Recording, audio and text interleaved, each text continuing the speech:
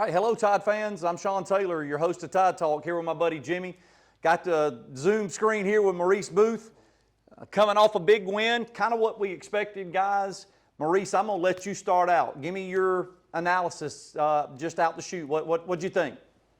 I thought we looked pretty sharp defensively. I thought the offensive line graded the absolute worst. Bryce Young was running too much. Defense looked good. Receivers impressed me. Still got a little work to do, but I was impressed. All right, Jimmy, what's your take? Well, I try not to overreact after, on the first week, regardless of who we play, any of the other games that may have been watched over the weekend.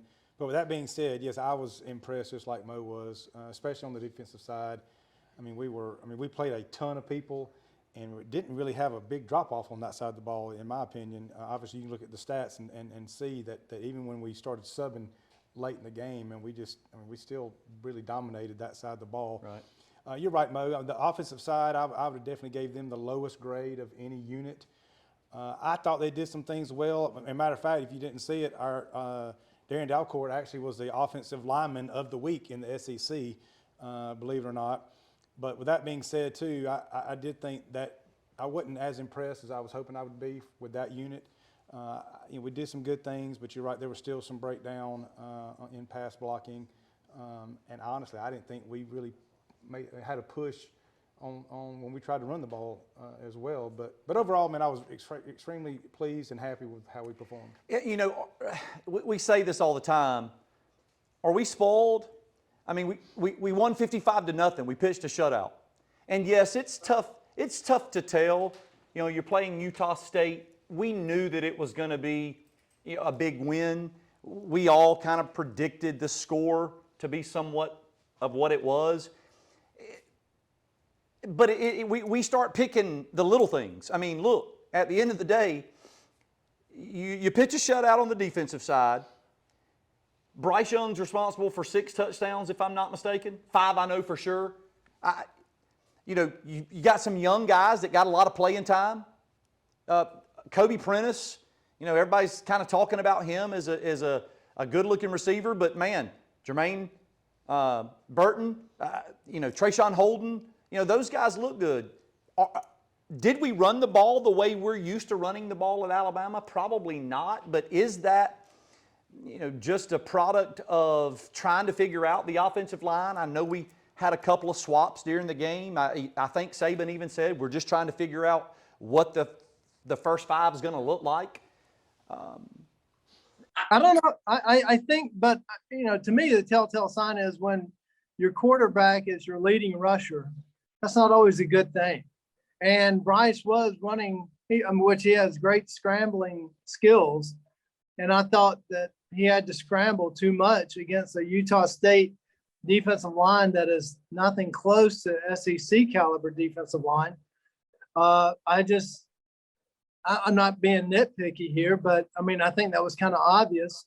And, Gibbs, take away his long run, he would have probably had about 60 yards rushing. Yeah, but look, again, if you listen to Saban, if you listen to some of the conversations that's been had since then, they did some different things defensively. They were moving things around. They were running a lot of different stunts. For game 1, with some new faces on the offensive line, with some new players, on the offensive side, maybe we are nitpicking a little bit. I know that we'll get a better understanding this week, but at the end of the day, Utah State did some good things against us and maybe confused some of our guys, but we had to have something out of a 55-0 win that was a coachable moment that we could learn from. I'll say this, Mo, and I agree, and I understand what you're saying too about the long run. Gibbs had a long run, and but if you take away Bryce's long run, he's not the leading rusher. But you can't take away those runs. That was part of the game. That was part of what we did offensively. And so, but you're right. I still think there's some work there to be done. But I'm not hating on it. Again, I think it was 200 and 79 yards rushing and 281 yards passing, or vice versa, somewhere along those. So you can't get any more balance than that. So, you know. Yeah, I don't think it was a bad start. Anytime you can throw a shutout, you got to give kudos to the defense regardless of who you're playing.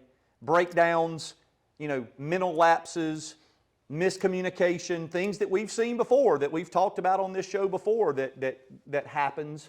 There wasn't a lot of that on the defensive side. So, you know, even when the twos and the threes got in, you know, look, we've seen games in the past when, you know, defensively our twos and threes come in, or offensively our twos and threes come in, and we're sitting there saying, wait a minute, this is still Alabama. You know, we should be doing better than this.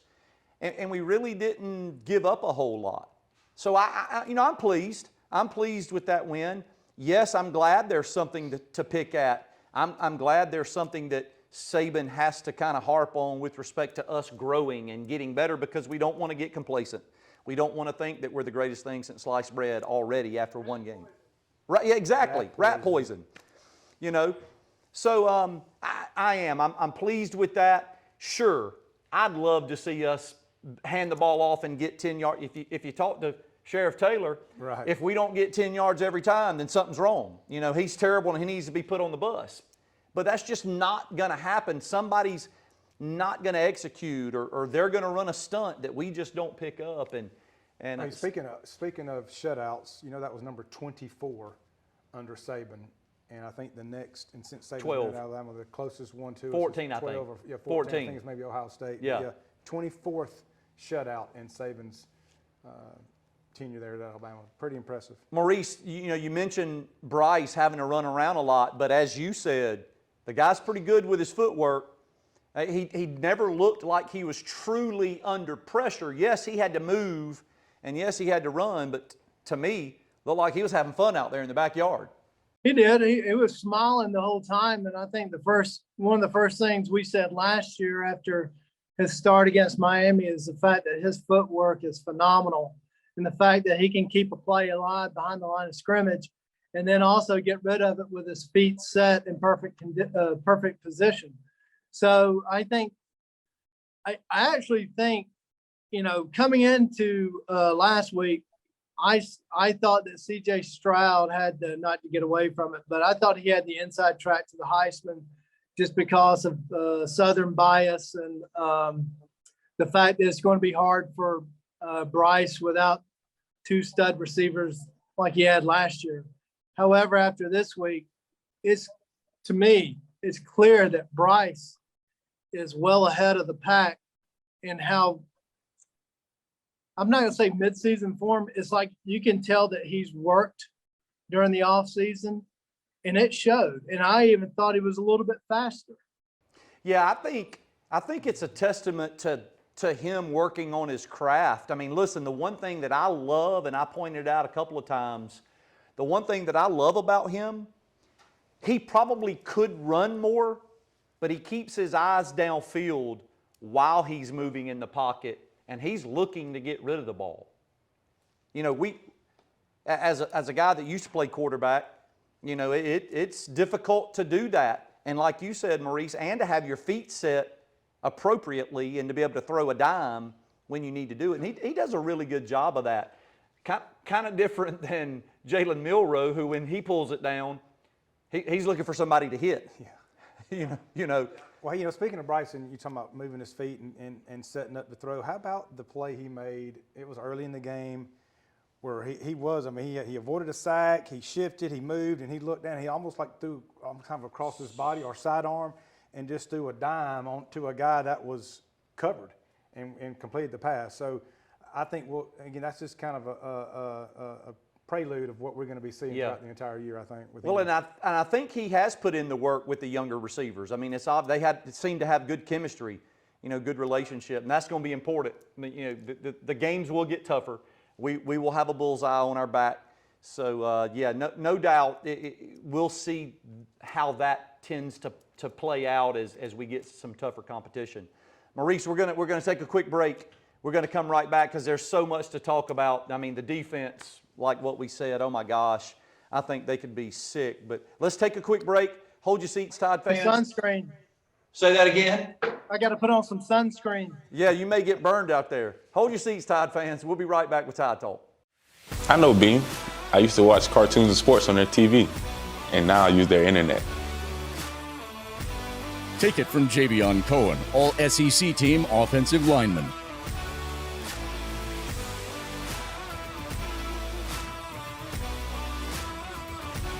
Beam.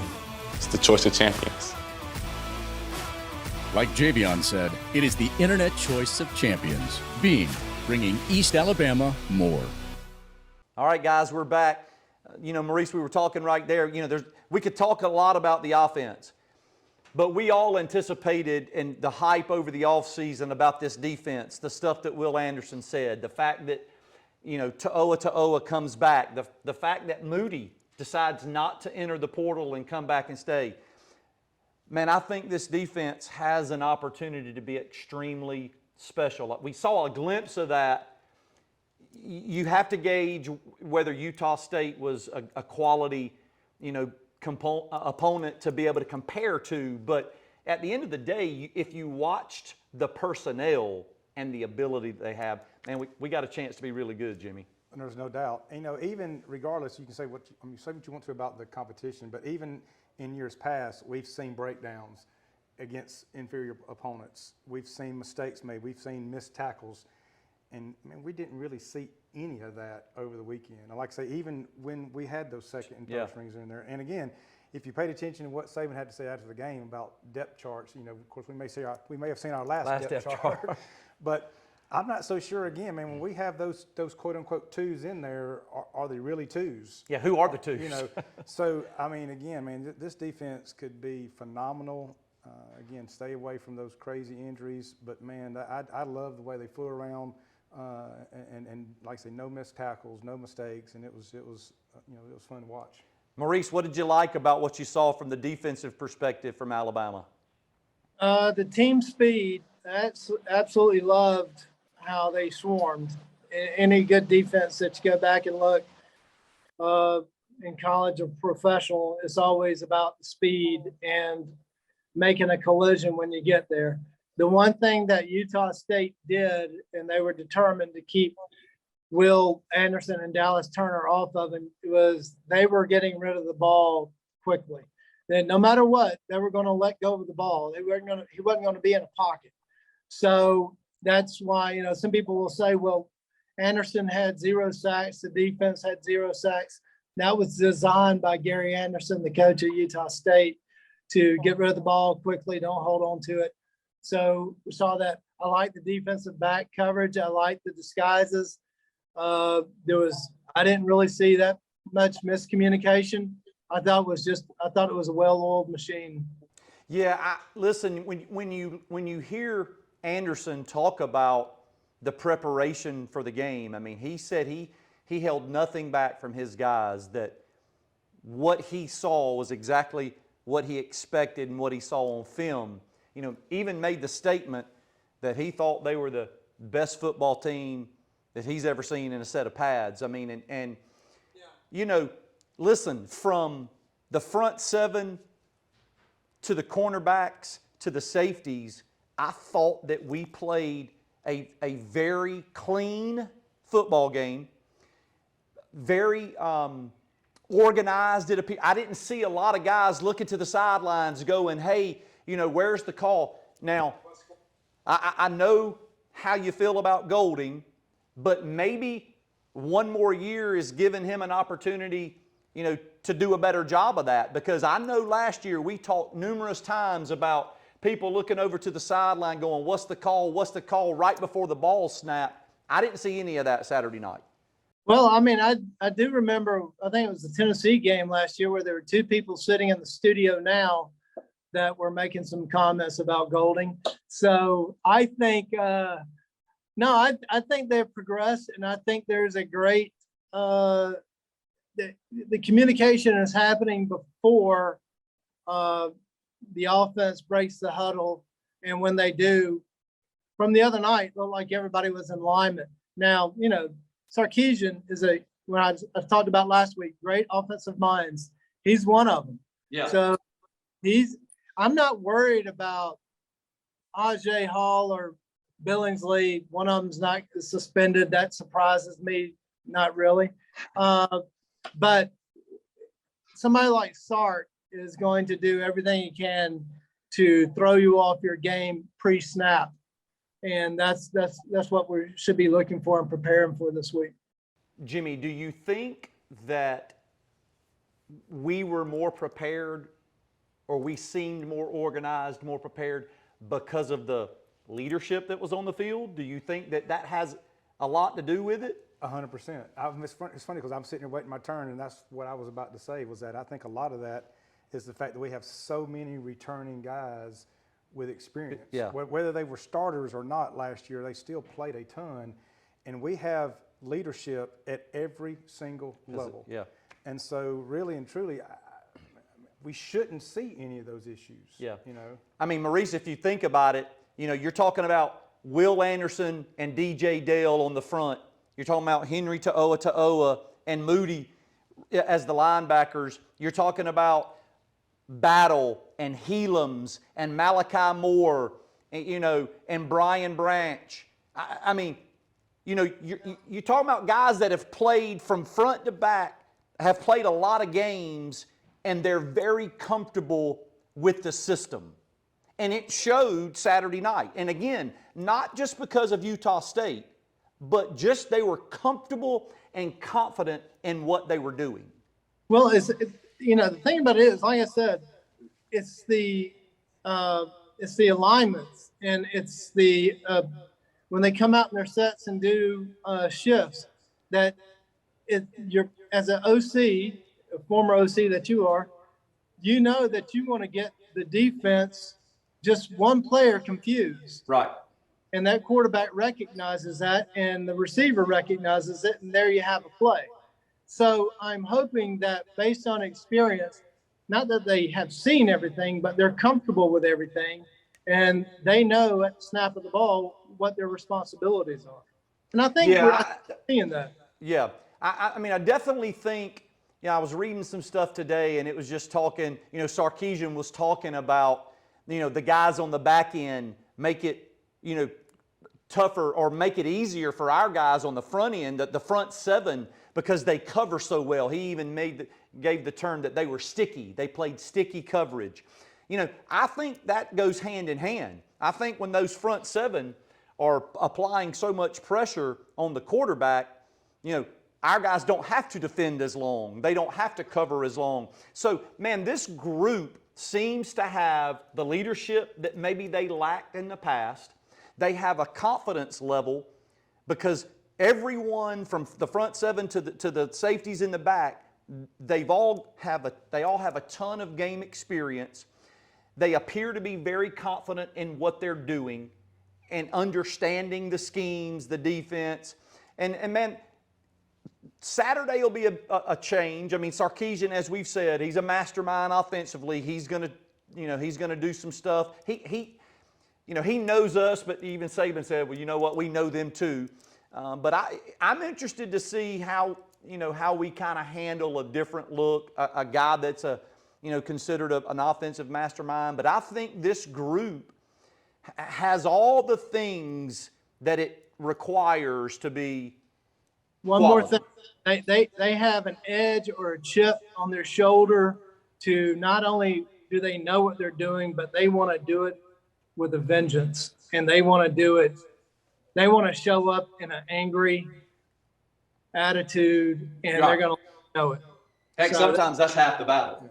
Well, you know, here's the thing. You know, I'm not a former OC or even pretend to think that I know everything that he needs to know about football as far as on the offensive side of the ball. But I am smart enough to know that you can't just drop back and take your time getting rid of the football with our defense on the field.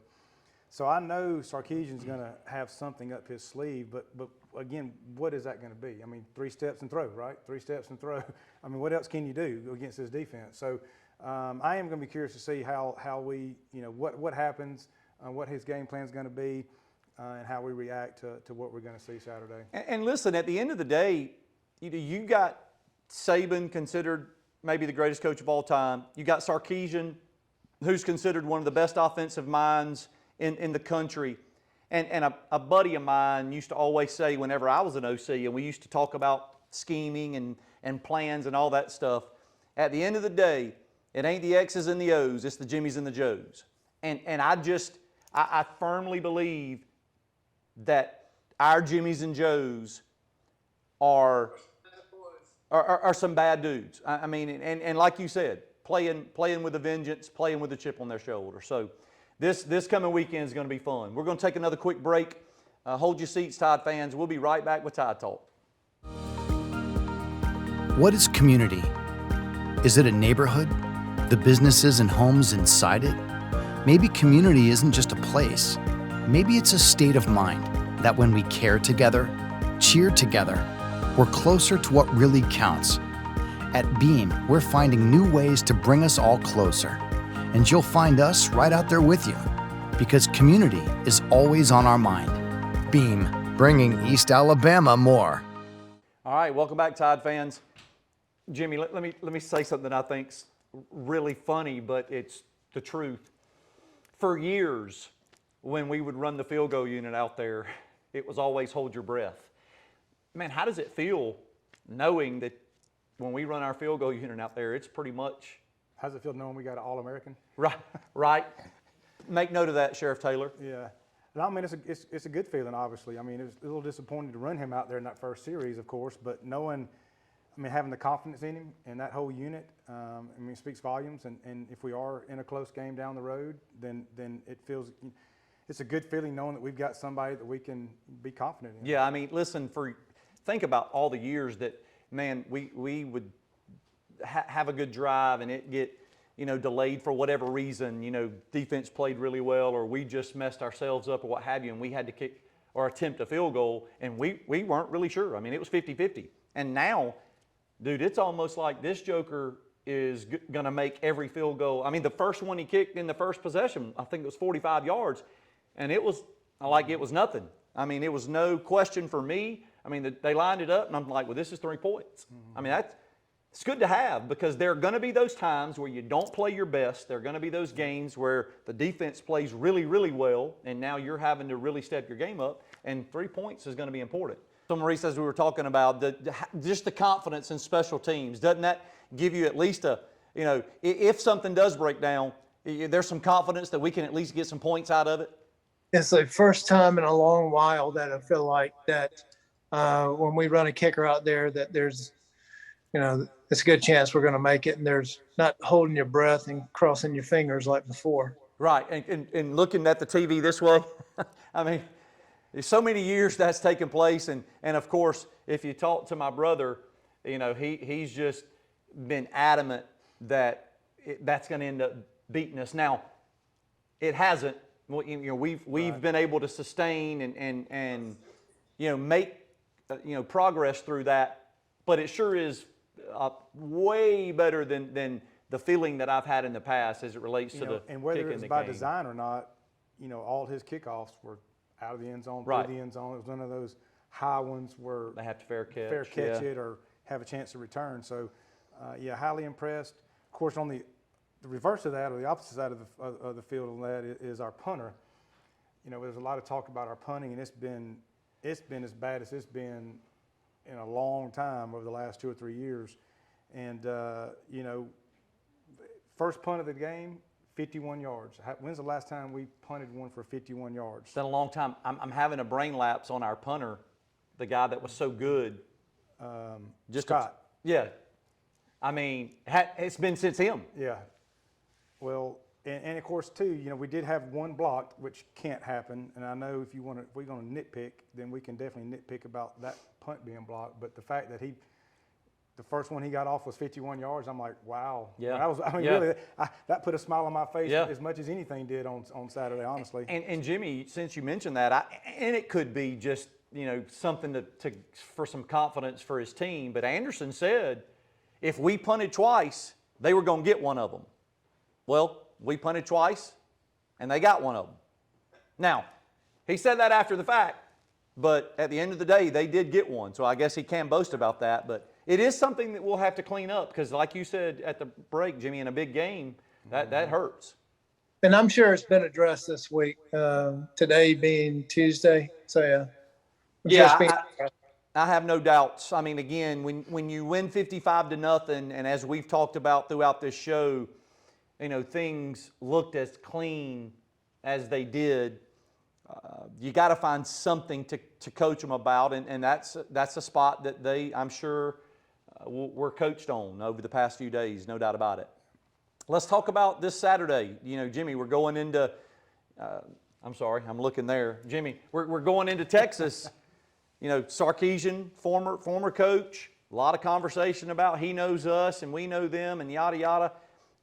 What's your initial take? I mean, how do you feel about going into Austin? I think we're a two-score favorite. I think it's 20 now. Oh, really? The only thing that concerns me about going out there is the fact that it's an early game, and we're, traditionally we don't have to play those. I say Alabama didn't. You typically have to play those early kickoffs. Right. And it's going to be extremely hot. I think the forecast is for 95-degree temperatures. Outside of that, when we have the ball, there's no concerns at all that they're going to be able to stop us consistently throughout the day. I think, I'm not saying we're going to score 55, but I think we'll score as many as we need to, or as many as we want when we have the ball. Defensively, again, we've talked about all the studs that we have, the potential we have on that side of the ball. I mean, Texas has a young, inexperienced quarterback. He come from Ohio State, though. Yeah, okay. Receivers, I mean, if Hall is transferred and supposed to be a starter, what does that say about their receiving corps? I mean, the only person on that side of the ball that worries me is their running back. But I think we match up well. The only thing that concerns me on that side of the ball is their coach.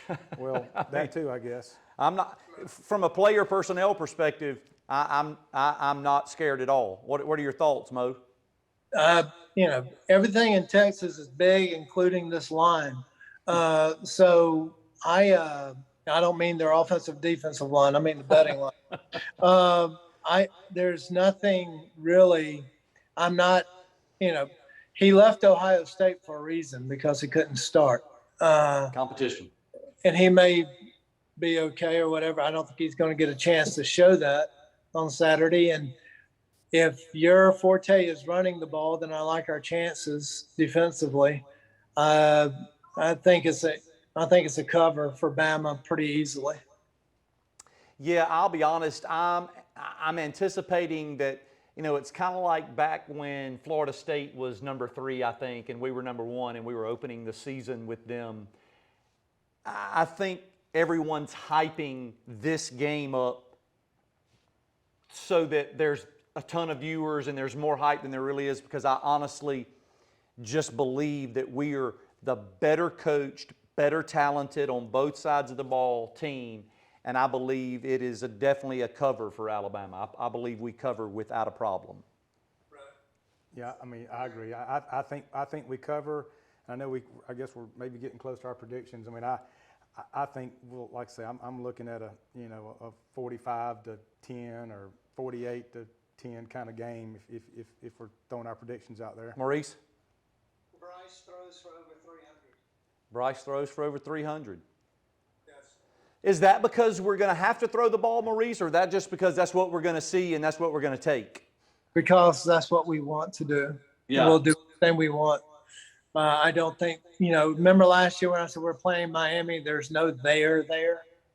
There's no there for UT. I'm sorry. Maybe A&M, but not Texas. It's not there. So what's your prediction on the score, Mo? 42-10. 42-10? Yes. So both of y'all are in the 40s. Nobody's going to stretch that we're going to push 50. I'm going to say we're going to hit the 50 mark, and I'm going to say they may score 10 points, but it's going to be late. They're not going to have much success with our defense. It's going to be a good one. Like you said, 12 o'clock game, Austin, Texas, going to be hot, going to be crowded, going to be a lot of noise. I believe Saban's already said we're going to use silent snap count and hand claps, and they're going to pump in some crowd noise this week during practice. Noisy the first couple of series. Yeah, it may be noisy early. Maybe the first quarter. Maybe noisy early, but should be a good one. I look forward to seeing you guys again next week when we talk about the win that we're going to have this Saturday. And Roll fans, we'll see you next week right here on Tide Talk. Roll Tide. Roll Tide. Roll Tide.